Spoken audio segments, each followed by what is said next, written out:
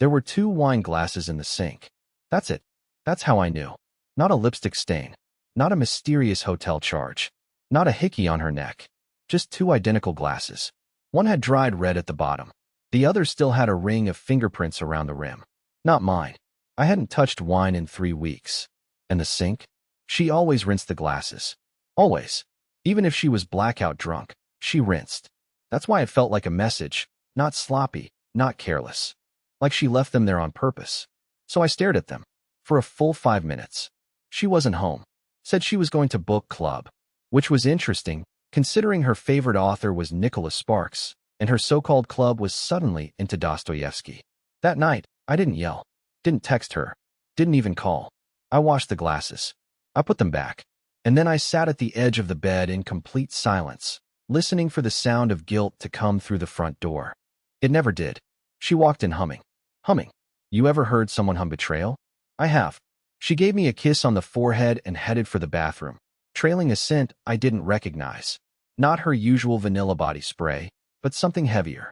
Something masculine. She took her phone with her, like always. But she left her bag. So I opened it. I swear, I wasn't looking for anything. I just touched it. And it was still warm. The zipper still half open.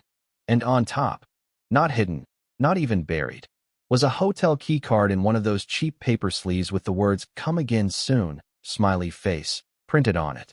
Room 411. She was in the bathroom for 8 minutes. That gave me 7.5 to Google the hotel, see its location, check the timestamp on the card holder, take a photo, and then tuck it right back where I found it. I zipped it exactly the way it was. When she came out, towel on her head, still humming, she looked me dead in the eye and said, "You seem quiet. Everything okay?" And I smiled. I smiled so hard I felt my back teeth touch. She thought I'd beg. She thought I'd panic. That I'd unravel into some emotional jellyfish and cling to her ankles. But I didn't. That's the night I made a decision. I was going to let her walk into her fantasy. And then I'd let her watch it burn.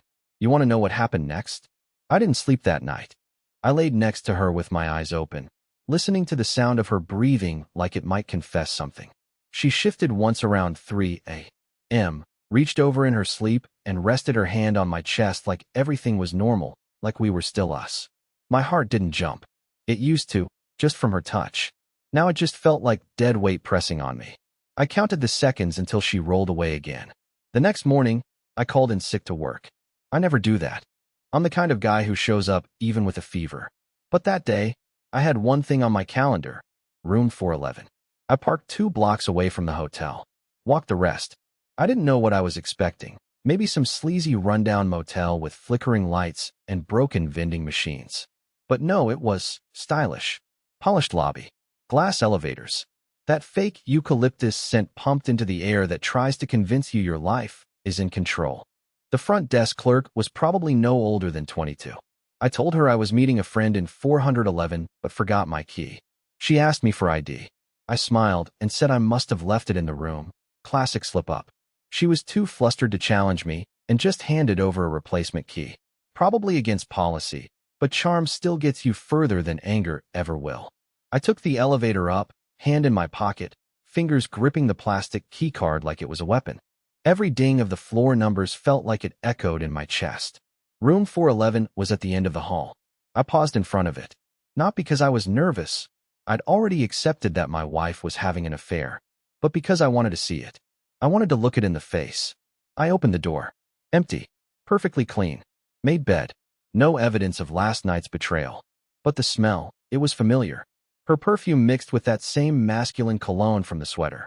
That smell slapped me harder than any confrontation could. I walked in, closed the door behind me, sat down on the bed, and just looked around.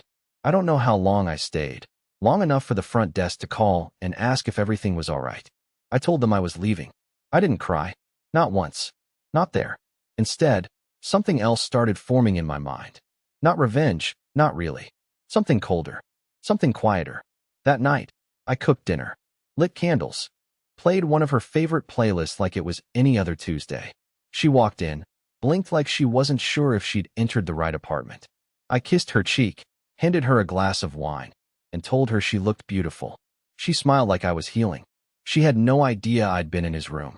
The next day, I started planning something. Nothing illegal. Nothing cruel. Just a shift. I stopped texting her during the day. Stopped asking how her meetings were. I let her make her own dinner once. Didn't remind her of the vet appointment for her cat. I didn't argue. Didn't react. Just let things slip. Little things. Subtle things. And I watched her unravel. Because here's what they don't tell you. It's not the confrontation that breaks people. It's the silence. It's the version of you that no longer needs them. By Friday, she asked if everything was okay. I kissed her forehead and said, "Never better." That night, I watched her phone light up with a message while she was brushing her teeth. I didn't touch it. Didn't need to. I just waited. Watched her glance at it from the hallway. She didn't smile. She winced. Like the message was a thorn instead of a rose. That was the first crack. She thought I'd beg her to stay. Thought I'd melt into insecurity and fight her like a wounded animal. But I didn't. I let her drift. I let her live in the lie she built. And then I started building something of my own. But the funny thing is, the man she was seeing? He had a secret too. And neither of them had any idea what was about to collide.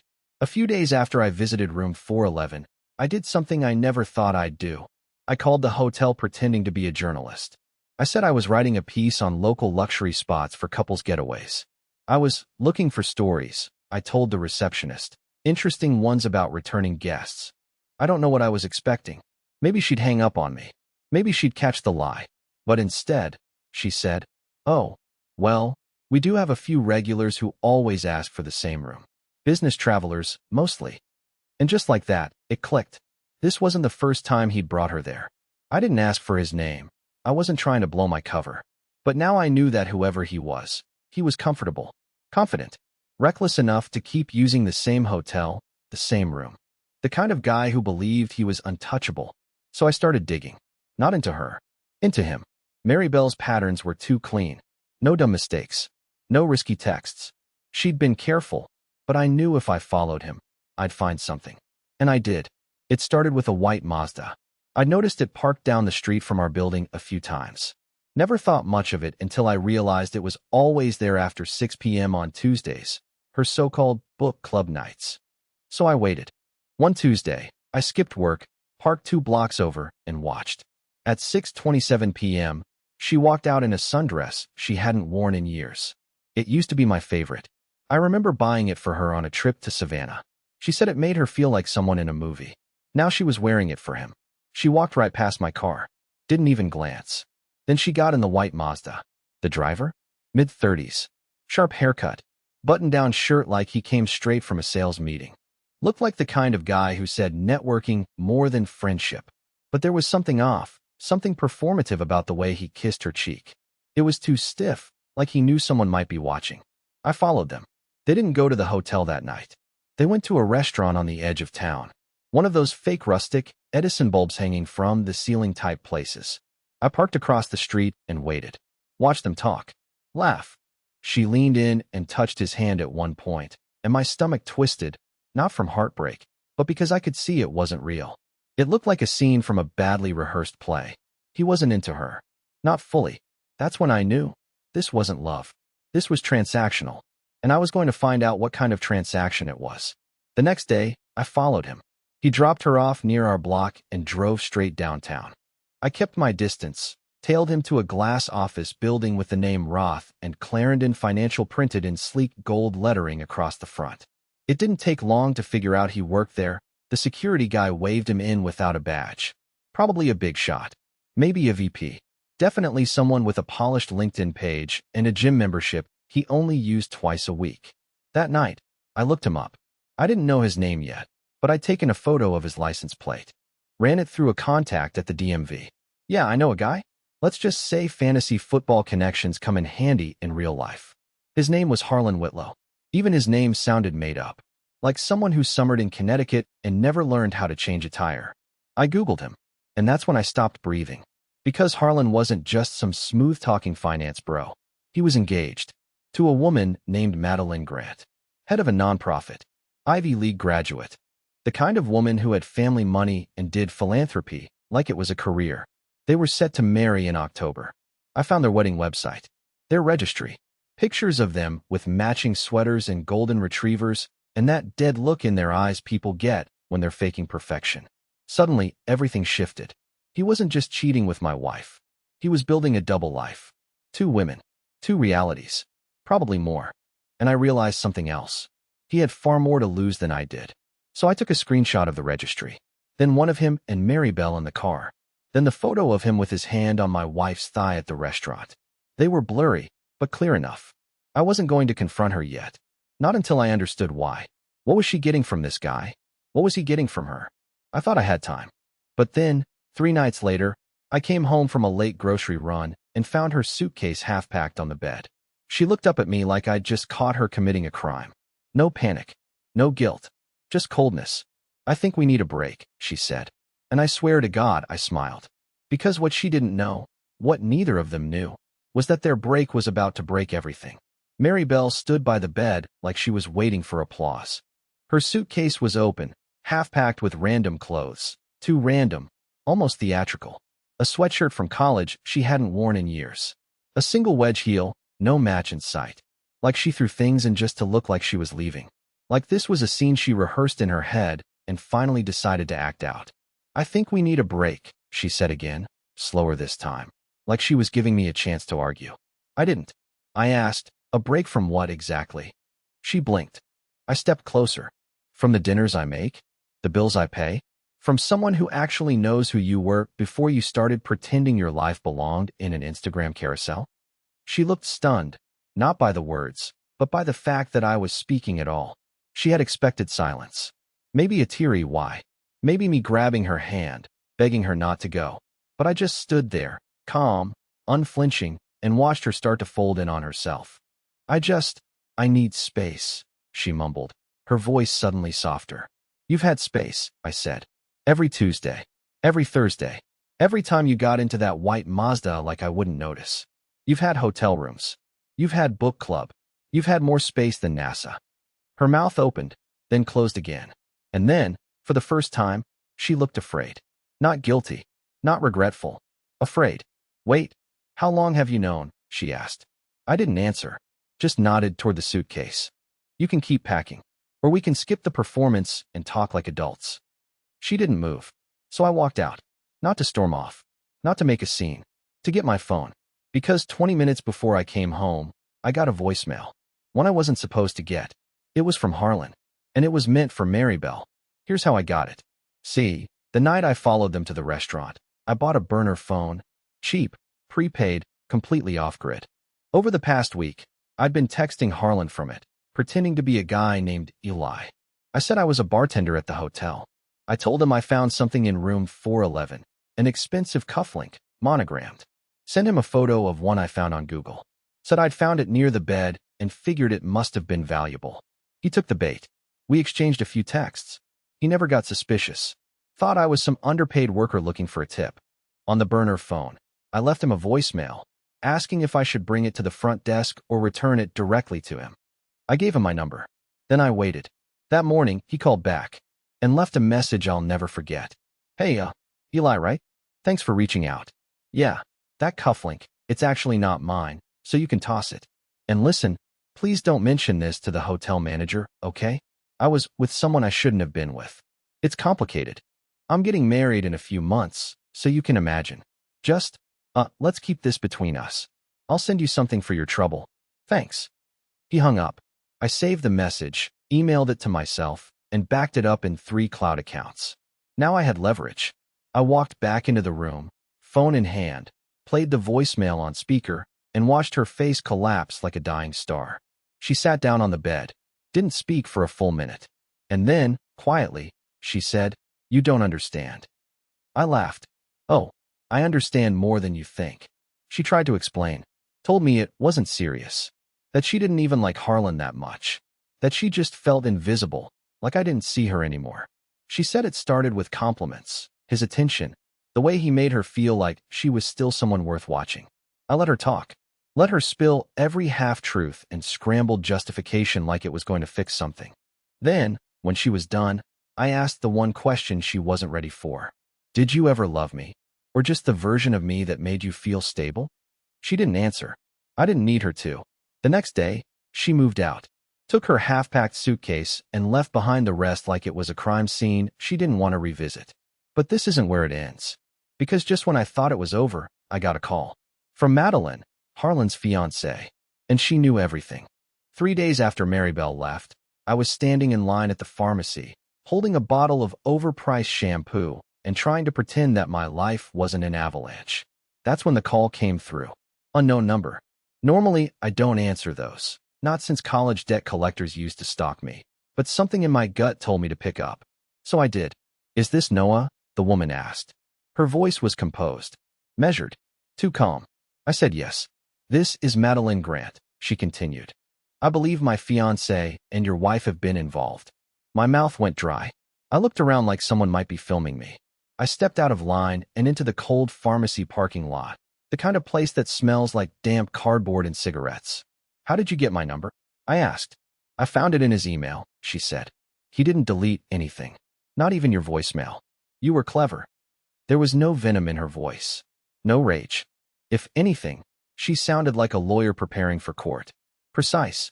Efficient. I want to meet, she said. In person. I paused.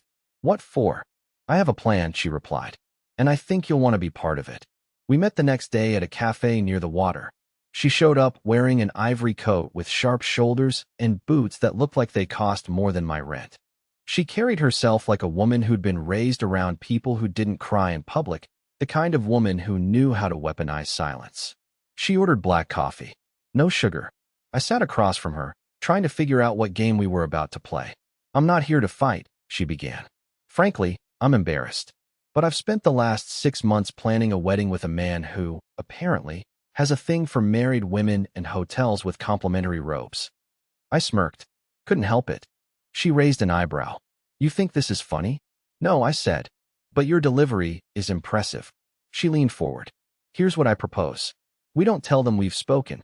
We let them keep thinking they're the only ones who know. And then, when the time is right, we detonate everything. Publicly. Together. I blinked. You want to blow it up? She stirred her coffee without looking away from me. I want him to know what it feels like to build something, thinking it's safe, only to watch it fall from underneath him. And I want her to see it, too. No screaming. No insults. Just collapse. It should have scared me. It should have felt extreme. But instead, it felt fair. So we agreed. We started exchanging emails from anonymous accounts. I shared everything I had, photos, timestamps, the voicemail. She added her own, screenshots of Harlan's calendar, showing dinners that didn't match where he claimed to be, receipts for boutique gifts he never gave her, and one photo that stunned me, a diamond necklace with a custom engraving. To my Tuesday, he bought her jewelry. While engaged, that night, I stared at the photo and realized how deep the illusion had gone. Maribel hadn't just been lying to me. She'd been playing a role. She was his escape, his secret, his little Tuesday world where he didn't have to pretend to be a fiancé or a decent human being. So we set a date. A dinner party. Hosted by Madeline. She sent out invitations like it was nothing. Casual. Upscale. She invited his co-workers. His parents. 2 of the groomsmen. And, of course, Maribel. Told her it was a private surprise celebration. Maribel accepted. I saw the RSVP myself. She clicked yes within 7 minutes. She still had no idea I was in the loop. The party was in 2 weeks. 2 weeks of silence. 2 weeks of pretending. 2 weeks of preparing to watch the walls fall in real time. But then something unexpected happened. The night before the party, Maribel came back. Not to visit. Not to beg. To confess. Or at least, that's what she claimed. She stood in the doorway of our old apartment holding the one thing I didn't expect. The blue sweater from the beginning. The one that started it all. I need to talk to you, she said. But I just looked at her, arms crossed, door halfway open. Too late, I replied. And then, just behind me, another voice spoke. He knows everything. Madeline had arrived early. And now? Now it was showtime. The room buzzed with the kind of fake joy that only exists at high-end events where everyone is pretending they're happier than they are. That particular brand of laughter, a half-second too loud, a little too sharp at the edges, bounced off the wine glasses and chandelier light like it had somewhere better to be. The whole house smelled like citrus candles and catered appetizers. Madeline had thought of everything. She always did. I showed up early, dressed in a suit I hadn't worn since a cousin's wedding 2 years ago. Still fit, but I felt like I was putting on armor instead of clothes. Madeline greeted me at the door like we were old friends. No sign of nerves, no quiver in her voice. She wore a dark green dress, minimal jewelry, hair pulled back like a queen preparing for execution. Not hers, of course. His. Guests started arriving. Harlan was among the last to show up. That part wasn't surprising. What had surprised me was that he brought Maribel.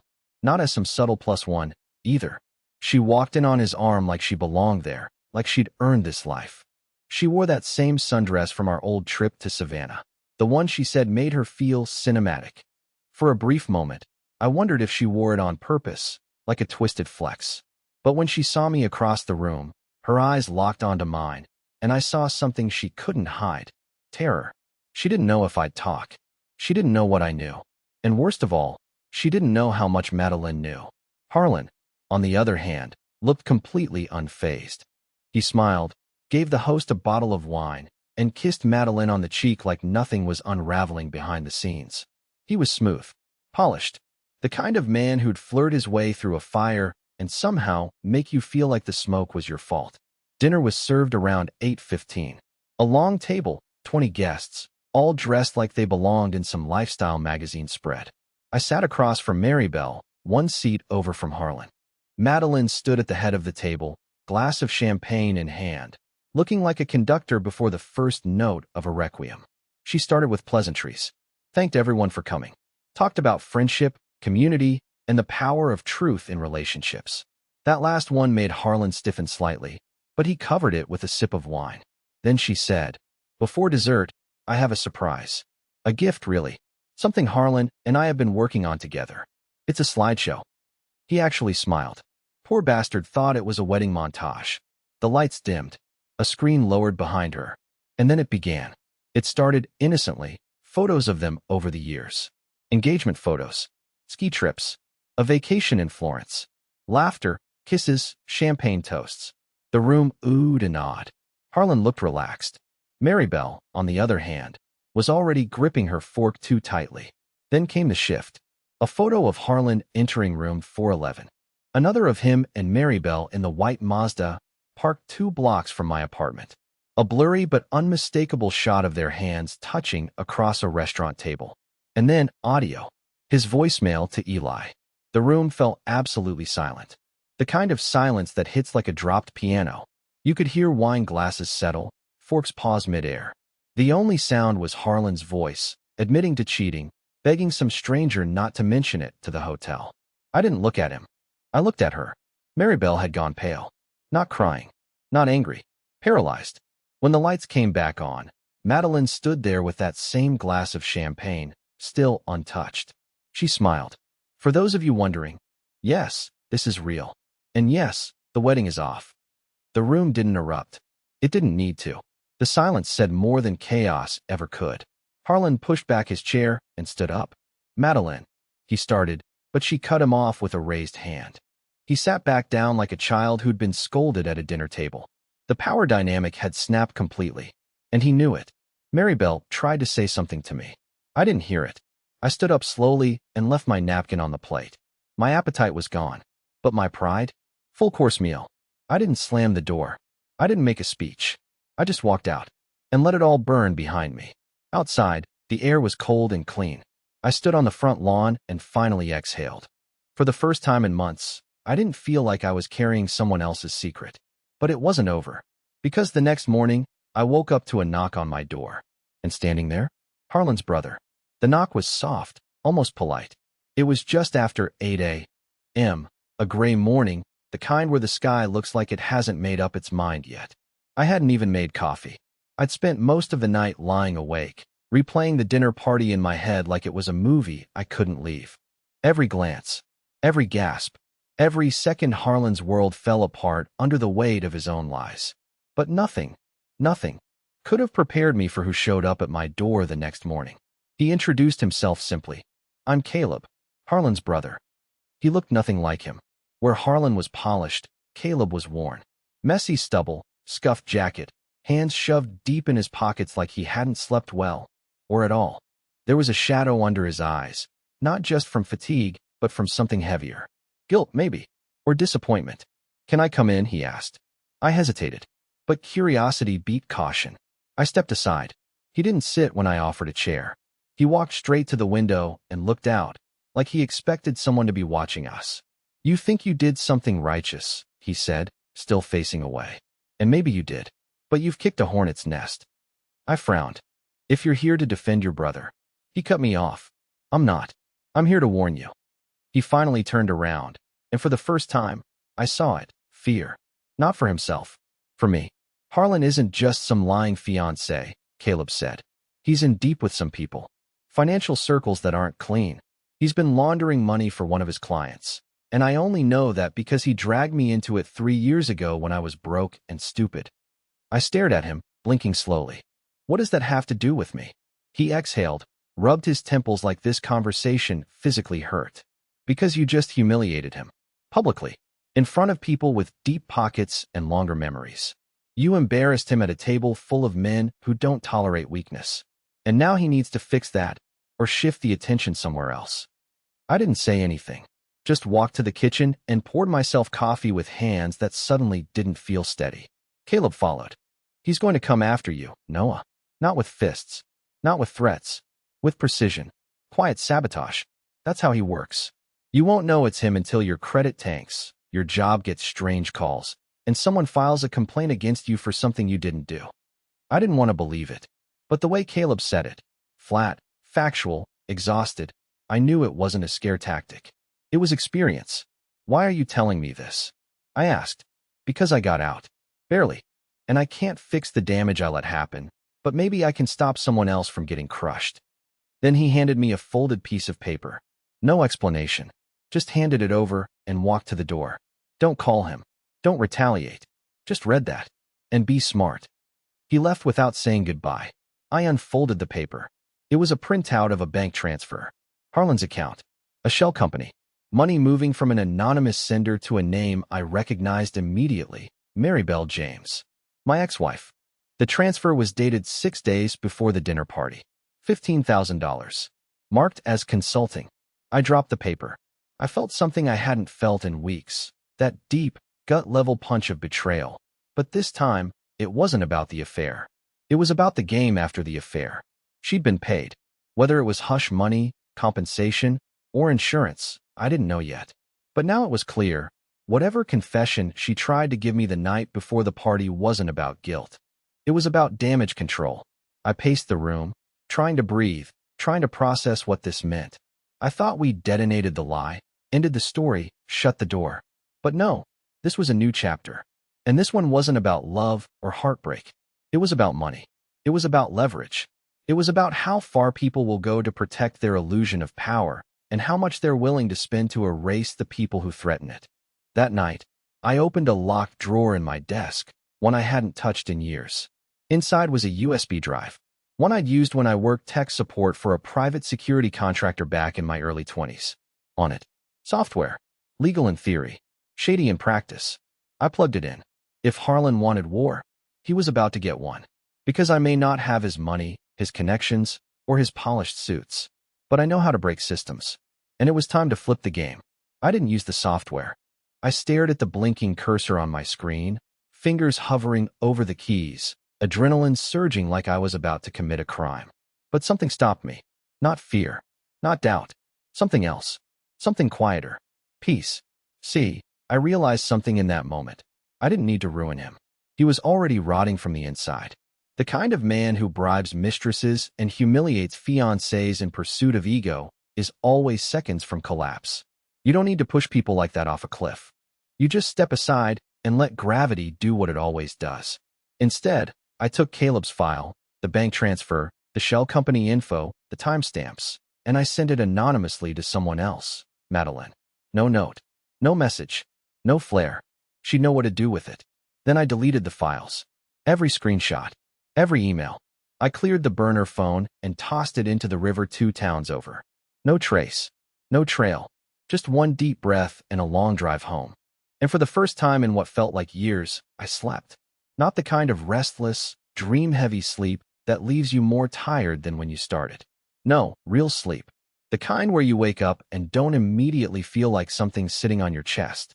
The kind where the sun hits the window and your first thought isn't what now, But what's next? Over the next few weeks, life got quiet. Maribel never came back. She tried once, left a voicemail, said she wanted to explain, that she panicked and didn't know how to undo everything. I didn't respond, not because I hated her, but because I finally realized I didn't owe her anything. Not a conversation, not forgiveness, not even closure. Some endings don't need punctuation. They just need space. I changed jobs, moved across the city. Nothing dramatic, no starting over montage with a new haircut and acoustic background music. Just small changes, clean ones. I started running again, reconnected with old friends I hadn't seen since before the lies started creeping in. I even adopted a dog, some chaotic rescue mutt named Pinto who eats socks and looks like he's made of spare parts. And then, about 3 months later, I got a letter. Handwritten. No return address. Inside was a single sheet of heavy cream paper. It read, "Thank you for letting the truth speak for itself. You didn't need revenge. You needed distance. And now we both have it. M." I smiled. Madeline had taken the high road too. Maybe not at first, but eventually. Turns out, we were never partners in revenge. We were survivors of two different lies, meeting at the intersection where denial finally crashed into reality. Last I heard, Harlan's firm was being investigated. Quietly.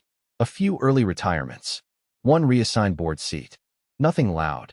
Just the slow suffocation of a man whose house of cards finally started trembling. As for Maribel, I don't know. And I don't need to. Because here's the thing. She thought I'd beg her to stay. But I didn't. I let her leave. And in doing so, I stayed with someone I hadn't seen in years. Myself. And that's the real twist. Sometimes, the greatest revenge isn't destruction. It's peace. And I have it now. For good.